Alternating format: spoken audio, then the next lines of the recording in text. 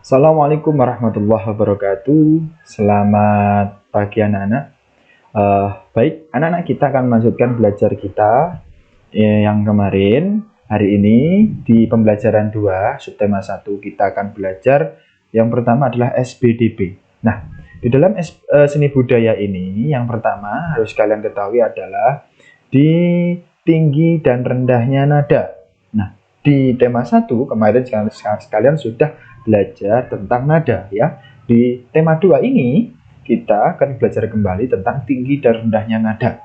Apa tahu itu nada? Nah, nada adalah bunyi yang beraturan ya. Dalam nada terdapat nada tinggi dan nada rendah. Tinggi dan rendahnya nada ditentukan oleh frekuensi bunyi. Nah, maksud dari gambar ini adalah di sini ada gambar yang kayak bulat-bulat ini adalah namanya notasi balok. Notasi balok itu adalah lambang yang menggambarkan nadanya itu tinggi atau rendah. Biasanya kalau nadanya bulatannya ini berada di paling bawah, biasanya nadanya itu rendah. Kalau nadanya bulatannya di atas, biasanya itu tinggi. Seperti itu. Oke, selanjutnya. Urutan tinggi rendahnya nada disebut tangga nada. Terdapat 7 nada yang menyusun tangga nada dari nada rendah ke nada tinggi. Nada yang ditulis dengan angka dinamakan not angka. Nah, jadi yang tadi Pak Boy jelaskan tadi kan ada di sini. Nah, ini namanya notnya. Lengkapnya namanya not. Nah, not itu ada 2, not balok dan juga not angka. Kalau ini namanya not nada yang ditulis dengan angka. Kalau ini kan ditulis dengan lambang-lambang seperti ini, ada yang bulat-bulat, ini namanya not balok. Kalau dengan angka 1, 2, 3 sampai 7 itu namanya not angka. Nah, kemudian tinggi rendahnya nada disebut tangga nada. Nah, tangga nada ini seperti yang kita ketahui ada do, re, mi, fa, sol, la, si, do. Ada berapa tangga nada? Berapa? 7. Ya, ada berapa tangga nada? 7 atau 8? 7. 8 kembali ke do-nya. Oke. Lanjut. Nah, di sini ada tangga nadanya tadi. Nah, di sini tangga nada yang paling rendah adalah do. Dilambangkan dengan angka 1. Ya, angka 1, do, re, mi. Berarti semakin naik tangga, berarti nadanya semakin tinggi. Do, re, mi, fa, sol, la, si, do. Nah, tangganya ada 7. Kenapa kok do-nya di atas? Do itu ada 2, do rendah dan do tinggi. Jadi do nada rendah, do nada tinggi. Dilambangkan dengan angka 1, diberikan titik di atasnya. I ya, dilambangkan dengan I. Oke. Nada adalah bunyi yang beraturan. Terdapat nada tinggi dan nada rendah ditentukan oleh frekuensi bunyi. Ya, ditentukan oleh frekuensi bunyi. Frekuensi itu kayak semacam gelombang bunyi gitu ya. Jadi kemarin di tema 1 itu kan kalian sudah belajar tentang bahwa sumber bunyi itu berasal dari getaran yang diterima oleh telinga. Nah, itu ada kaitannya dengan ini. Kemudian urutan tinggi rendah nada disebut tangga nada. Nah, urutan tinggi rendah nada disebut tangga nada. Nada yang tinggi menunjukkan suara semakin tinggi. Nah, kayak contoh yang ini.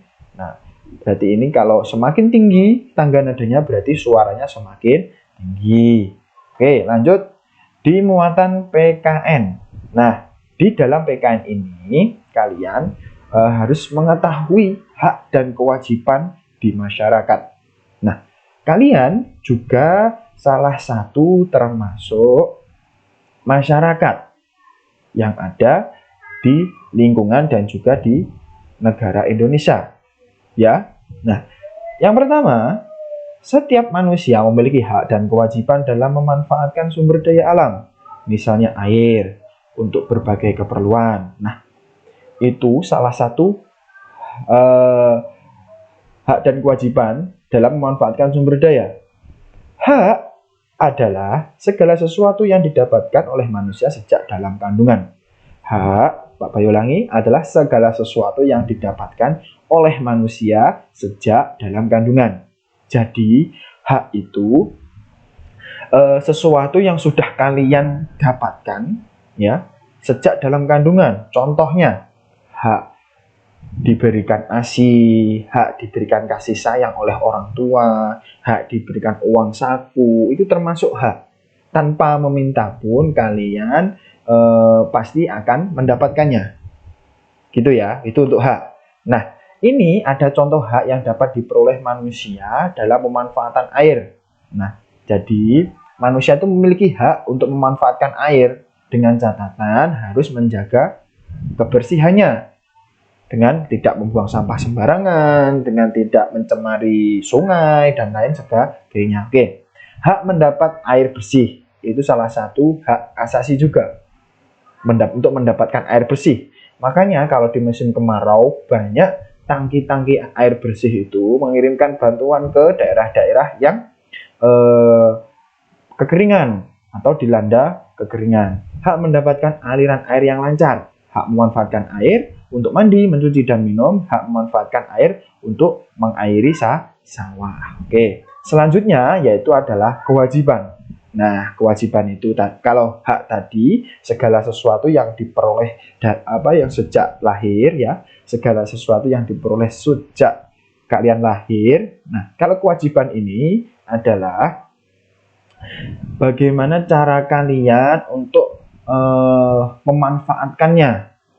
Kewajiban kalian kan kalian sudah memiliki hak untuk menerima air bersih dan lain sebagainya. Nah, kewajibannya di sini adalah kalian berkewajiban untuk menjaga lingkungan agar air itu tetap bersih, memanfaatkan dengan baik, tidak untuk membuat lingkungan menjadi rusak dan lain sebagainya. Menggunakan air sesuai kebutuhan, itu kewajiban kalian. Menutup keran air jika sudah tidak digunakan, tidak mencemari air dengan limbah. Itu adalah kewajiban kalian sebagai warga negara. Oke. Selanjutnya, ini untuk matematikanya Pak Bayu skip ya. Oke. Anak-anak mungkin di pembelajaran 2 ini ada 2 muatan materi. Yang pertama tadi ada seni budaya dan yang kedua ada PKN. Nah, untuk PKN tadi kita belajarnya itu tentang hak dan kewajiban dalam pemanfaatan air. Ya. Hak dan kewajiban kalian di masyarakat. Salah satu contohnya dalam pemanfaatan air. Kemudian di seni budaya kalian sudah belajar tentang tinggi rendahnya nada. Oke.